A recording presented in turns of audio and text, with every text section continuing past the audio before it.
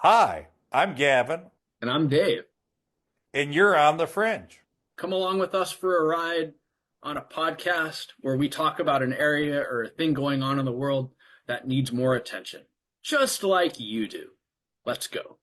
On the fringe. Here we go.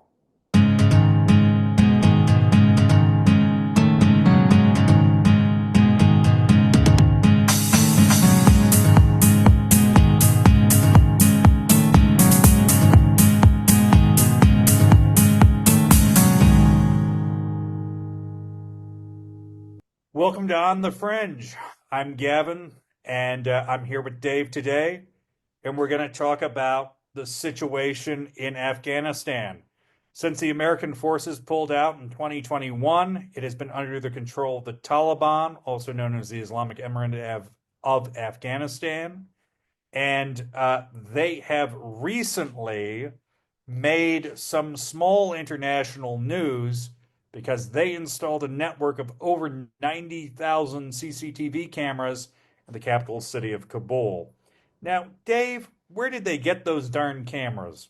Well, they probably got them next door from China, and these cameras are probably not running on Starlink. The Chinese have invested significantly into Afghanistan since the US has pulled out, primarily because the Chinese want access to much of the $1 trillion worth of minerals in Afghanistan that are largely controlled by the Taliban. And the Taliban's looking at this from the perspective of we need Chinese cameras to protect us from terrorists and protect us from security problems and also keep women from studying. And the Chinese are looking at this as we need the minerals and we can also sell you some new tech that we're trying to test out. So it's a win-win for both, except it's a big loss for the people. I think it's a pretty massive loss for the Afghani people.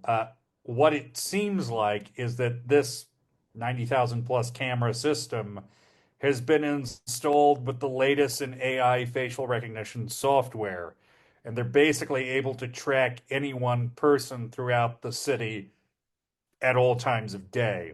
Now, this is a country with legitimate security concerns because actually terrorism has gotten worse under the Taliban regime.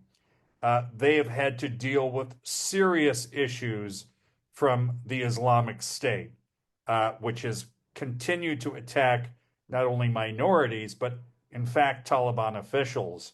However, it seems like this is mostly going to be used to enforce the Taliban's rather peculiar vision of Sharia law, mostly at the expense of the human rights of the Afghani public.